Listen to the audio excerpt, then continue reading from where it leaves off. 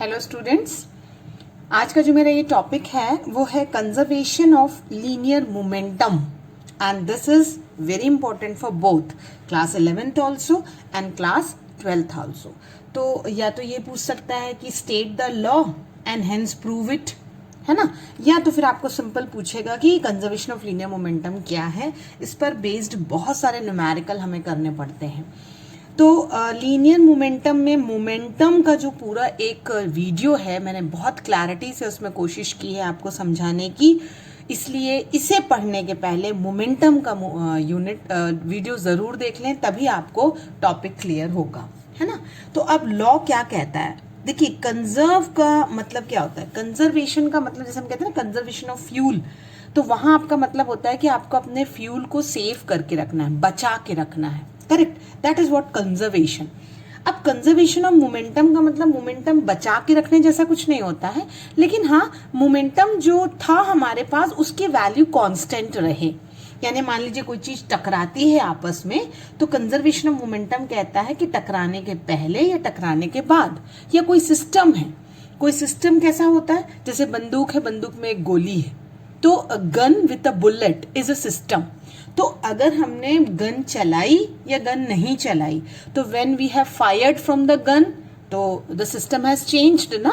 तो पहले तो बंदूक जब नहीं चलाई तो वो बिफोर फायरिंग हुआ, और जब बंदूक चला दी तो आफ्टर फायरिंग हुआ। तो इसी तरीके से हम कहते हैं कि मोमेंटम का कंजर्व होने का मतलब किसी भी एक सिस्टम में हमारा पहला और बाद में मोमेंटम बदले मत, मतलब it is remaining constant. That is conservation of linear momentum. अब मैं आपको डिफाइन कर रही हूं कि व्हेन नो एक्सटर्नल, लॉ क्या कहता है, when no external force act, ये बड़ी इंपॉर्टेंट बात है, no external force should act on a body. और अगर सिस्टम आइसोलेटेड है या उस पर कोई फोर्स नहीं लगती, तो उसका मतलब होता है F इक्वल्स टू 0। देखिए ये बहुत इंपॉर्टेंट वर्ड है, आइसोलेटेड। आइसोलेटेड सिस्टम का मतलब होता है कि फोर्स उस पर नहीं लग रही है। No external force is acting on a system of a several interacting particle, then the total linear momentum of the system is conserved, है ना। तब सिस्टम का मोमेंटम जो होगा कंजर्व्ड रहेगा या कांस्टेंट रहेगा, ठीक है। तो मान लीजिए अब मैं एक आइसोलेटेड सिस्टम, अब मैं इसका प्रूफ, देखिए स्टेटमेंट अपने मन से आप लिख सकते हैं, when no external force act on a body then linear momentum is conserved, या for the system of isolated system the momentum is constant, anything you can write. तो अब मैं एक सिस्टम ले रही हूँ जिसमें कितने पार्टिकल्स हैं, n पार्टिकल्स हैं एक सिस्टम में, और इनके मासेस हैं m1 m2 dash dash dash mn तक इनके मासेस हैं, और इनकी जो वेलोसिटीज है वो है v1 v2 dash dash dash vn। तो एक सिस्टम में जो आइसोलेटेड है n पार्टिकल्स हैं, n पार्टिकल का मास है, n पार्टिकल की वेलोसिटी दी हुई है। So can you tell me what will be the total linear momentum. तो सबसे पहले तो आपको मोमेंटम का फॉर्मूला याद होना चाहिए। What is the formula for momentum, p is equal to mv, है ना। तो मैं लीनियर मोमेंटम बोलूंगी कि it is nothing but m1 v1 plus m2 v2 dash dash dash mn vn। ये टोटल मोमेंटम हो गया, है ना। यानी मैं ये कह सकती हूँ कि p is nothing but p1 with vector, p2 with vector dash dash dash pn। इन सब का सम जो है वो आपका टोटल लीनियर मोमेंटम है, करेक्ट। तो आपका लॉ कह रहा है कि इस सब का सम कांस्टेंट होना चाहिए। अब क्योंकि एक्सटर्नल फोर्स एक्ट नहीं कर रही है, व्हाट इज f इज 0। और न्यूटन का सेकेंड लॉ क्या कहा है कि rate of change of momentum is nothing but f।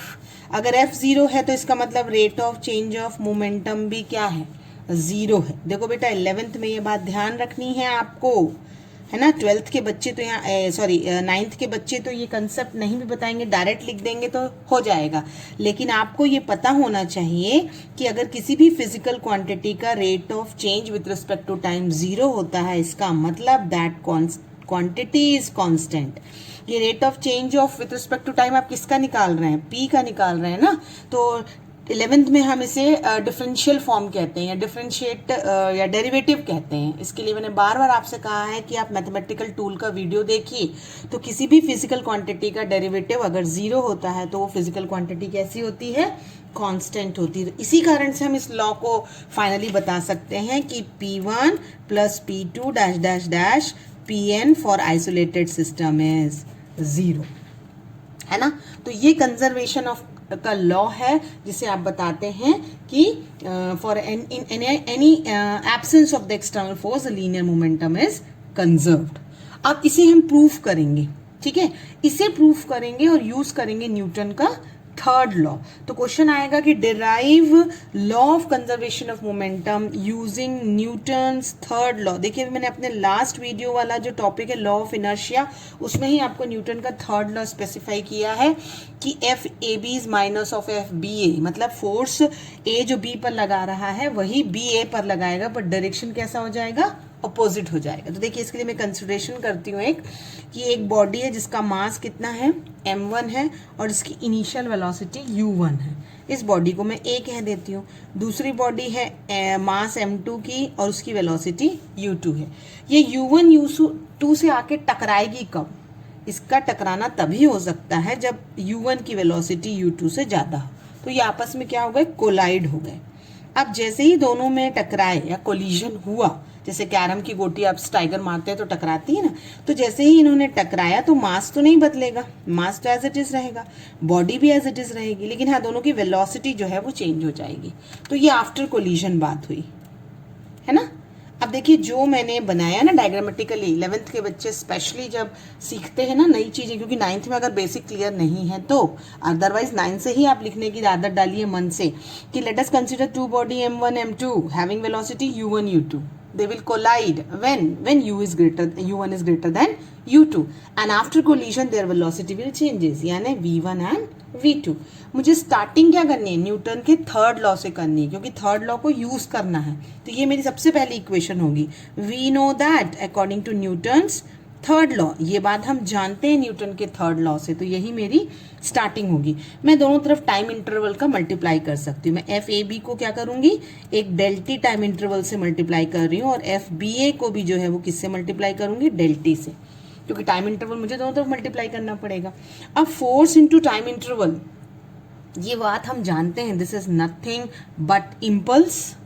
याद होगा आपको, मैंने ये लास्ट इम्पल्स के टॉपिक में भी बताया है और इनर्शिया के टॉपिक में भी बताया है। तो F A B into time interval को हम कहते हैं इम्पल्स कहते हैं, ठीक है। तो ये impulse of F A B जो हो जाएगा, यानी ये बिफोर कोलिजन की बात हो रही है, और एफ ए बी को जब हम टाइम इंटरवल से मल्टीप्लाई करते हैं तो इम्पल्स मोमेंटम थ्योरम से वो होता है चेंज इन मोमेंटम। ये भी हम देख चुके हैं इम्पल्स मोमेंटम थ्योरम में। तो change in momentum of A क्या होगा, F A B del T. अब change in momentum of A का मतलब क्या हुआ, ए का मास, और चेंज मतलब final minus initial, final velocity, है ना, क्योंकि ए का मास कितना था m1, वेलोसिटी कितनी थी v1, और इनिशियल कितना था m1 u1, तो माइनस m1 u1। देखिए इस बात का ध्यान अच्छे से रखिएगा, सिर्फ हम ए की बात कर रहे हैं क्योंकि ए बी पर फोर्स लगा रहा है। तो ये जो टाइम इंटरवल है, फोर्स इंटू डेल्टी इम्पल्स है, वो चेंज इन मोमेंटम ऑफ ए है। अब अगर मैं कहूँ कि इम्पल्स निकाल लीजिए, अब सिमिलरली ही होती हैं हर चीज़ें, किसकी निकालूंगी मैं कहूँगी change in B, momentum of B, तो बी की ही बात करूँगी। बी का फाइनल m2 u2, बी का इनिशियल m2 u1। ये v और u याद रखिएगा, चेंज का मतलब क्या होता है, चेंज, ये कहीं कहीं लिख लीजिए आप, it's final minus initial, that is called change. तो अब आपको जस्ट ये वैल्यू इक्वेशन 1 और 2 इसमें पुटअप कर देनी है। तो आपने क्या कहना है, देखिए m1 v1 minus m1 u1 is equal to m2 v2 minus m2 u1, इसे ब्रैकेट में करिए with 1 minus sign, this is important क्योंकि एक माइनस साइन था। अब ब्रैकेट ओपन करिए, और क्योंकि मुझे इनिशियल में दोनों u1 u2 वाले टर्म चाहिए और फाइनल में v1 v2 वाले टर्म चाहिए, दैट्स इट। अभी हम a और b एक साथ ले रहे हैं इनिशियली, और a और b इनिशियल फाइनली बाद में ले रहे हैं, ठीक है। तो अब जब हम इनिशियली का बात बोले तो पहले मुझे u1 वाला टर्म देख लेती हूँ, तो क्या होगा m1 v1, ये वाला जो माइनस टर्म है इधर आके प्लस हो जाएगा m2 v2, और ये जो माइनस माइनस क्या होगा प्लस, और ये हो जाएगा प्लस m1 u1। तो इसका क्या मतलब हुआ, m1 u1 plus m2 u1, यानी ये दोनों हुआ लीनियर मोमेंटम बिफोर कोलिशन, दोनों बॉडीज का।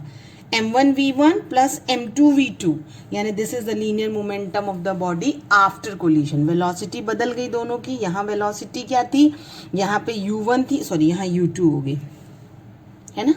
This is m2u2 plus m1u1, है ना, m1u1 प्लस m2u2, और यहाँ होगी m1v1 plus m2v2, correct.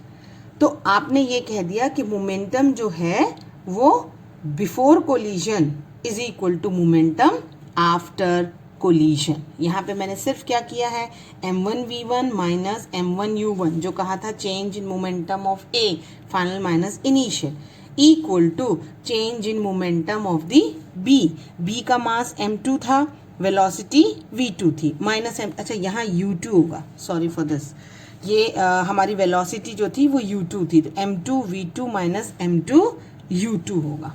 Okay, so keep in mind, ये थोड़ा सा कंफ्यूजिंग होता है, बट आप लिखते समय बार बार ध्यान दीजिए कि चेंज इन मोमेंटम में हमने ए एंड बी जो है वो बॉडी ए एंड बी ली है, मासेस आर सेम, सिर्फ वेलोसिटी होगी final minus initial, final minus initial, ठीक है। और यहाँ पर जब मैंने वैल्यू पुटअप करी है तो मैंने इक्वेट कैसे करना है कि before collision momentum is equal to after collision, and this is a proof of what, linear momentum law using Newton's third law. Thank you students.